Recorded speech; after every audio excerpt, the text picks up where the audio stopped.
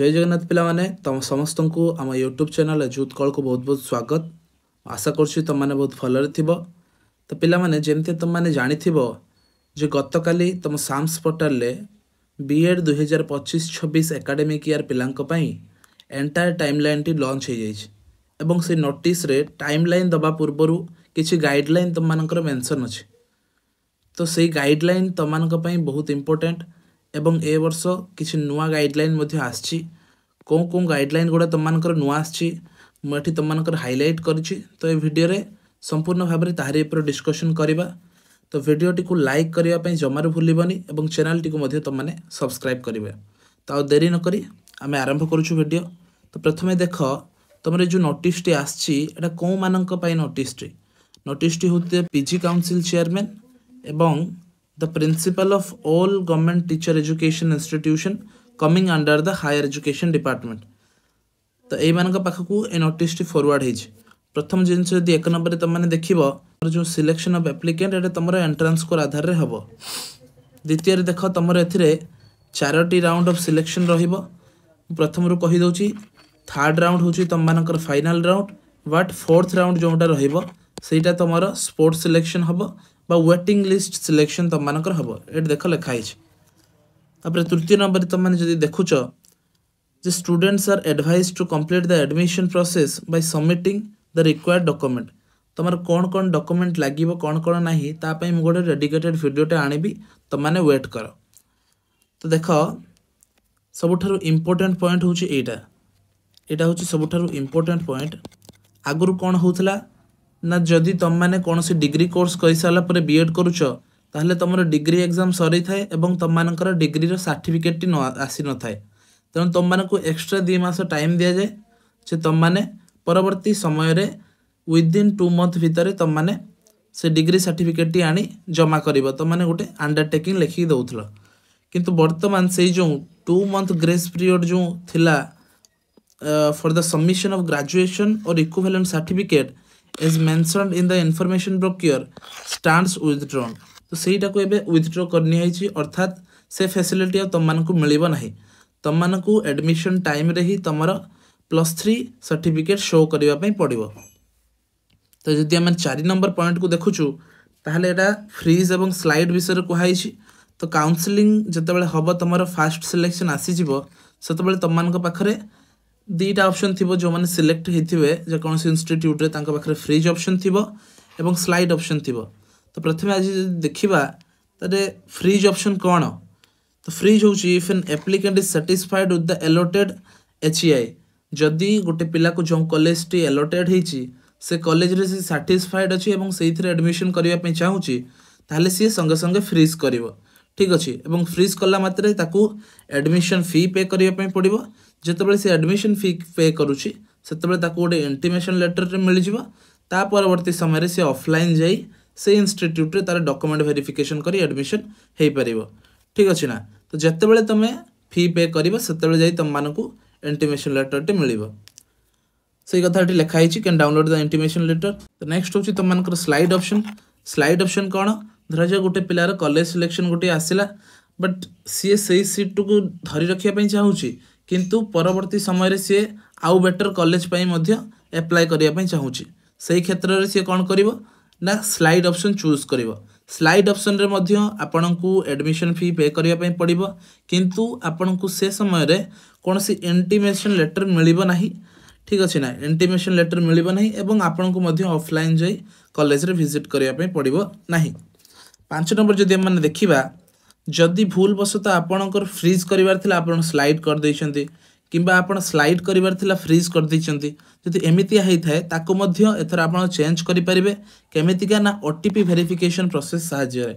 तो प्रत्येक राउंड हमर थर्ड राउंड पर्यंत आपनकर सिलेक्शन रहिछि एवं प्रत्येक राउंड रे आपन थरोटी लेखाए ओटीपी वेरिफिकेशन माध्यम रे फ्रीज और स्लाइड ऑप्शन टाको आपन ठीक करि परिबे जदि फुल हे जाइछि। तो एटा गोटे न्यू जिंस आछि।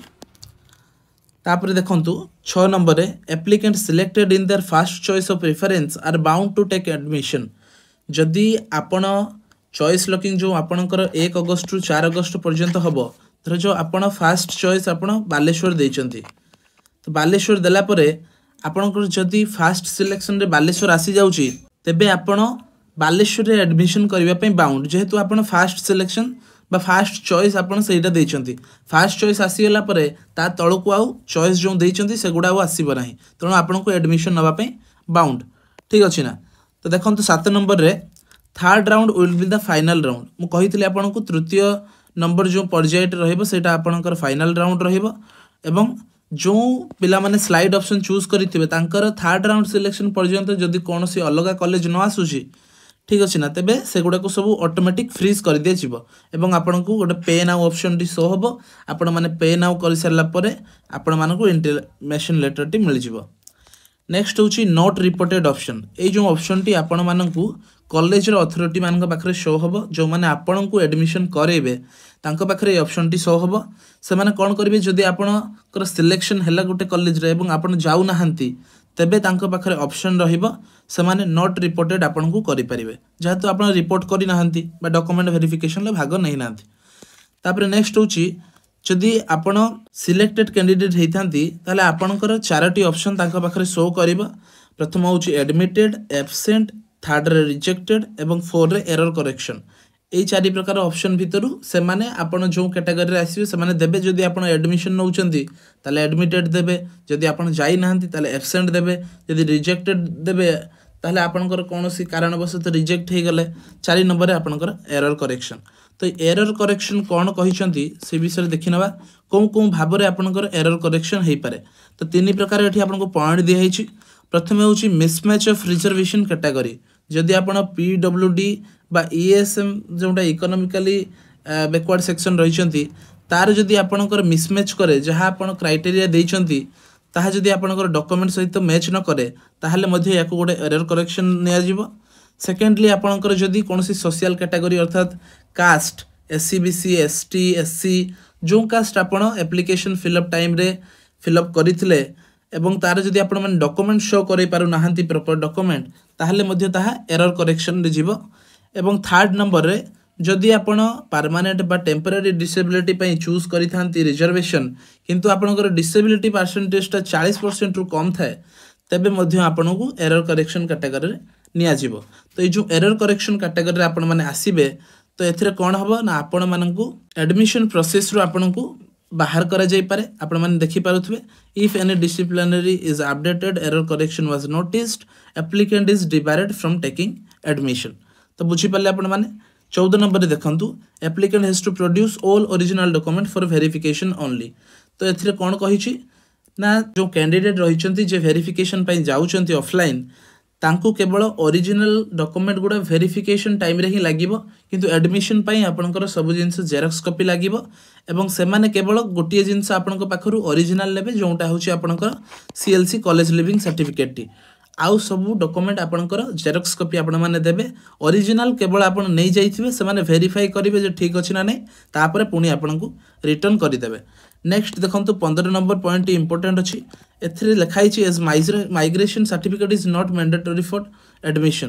तो आपनकर माइग्रेशन सर्टिफिकेट टी आपनकर एडमिशन पई लागिबो नाही एटा आपण परे चाहिले जो इंस्टीट्यूट रे आपण एडमिशन नउचंती से इंस्टीट्यूट रे आपण माने जमा करि परिबे। तो नेक्स्ट देखो 17 नंबर टी मध्ये इंपोर्टेंट रही छि एवं एटा मध्ये नुवा रूल। तो नुवा रूल टा कोन जदी जो पिलाटी सिलेक्ट हेछि से फिजिकली जाई न पारुछि तार गोटे कॉलेज रे डॉक्यूमेंट वेरिफिकेशन करिबा पई ताहले तार पेरेंट गार्डियन बा रिप्रेजेंटेटिव जे थिबे से जाई परिबे किंतु तांकर गोटे वैलिड आईडी प्रूफ लागिबो से तमर सब डॉक्यूमेंट नै छिबे एवं तमर एडमिशन तम बिहाफ रे से करि परिबे ठीक अछि ना।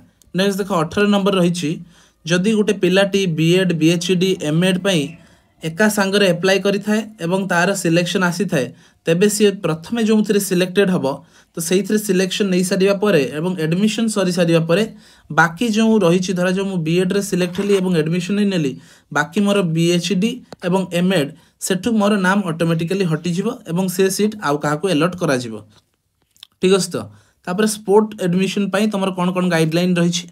तो स्पोर्ट एडमिशन रा मुझे कहली तुम 4th राउंड सिलेक्शन को स्पोर्ट सिलेक्शन कहती जदि कौन से सीट बढ़ुची ताहले तुम को 4th सिलेक्शन रे तुम को चांस मिलिबो। थर्ड टा एते तुम इंपोर्टेंट नाही। तो स्पोर्ट्स सिलेक्शन गाइडलाइन रे आउ तुम मानक पई किछि नाही एगुडा होची जो माने सिलेक्शन करिवे तमर जो माने डॉक्यूमेंट वेरिफिकेशन करेबे तांको पई गाइडलाइन रहिछि।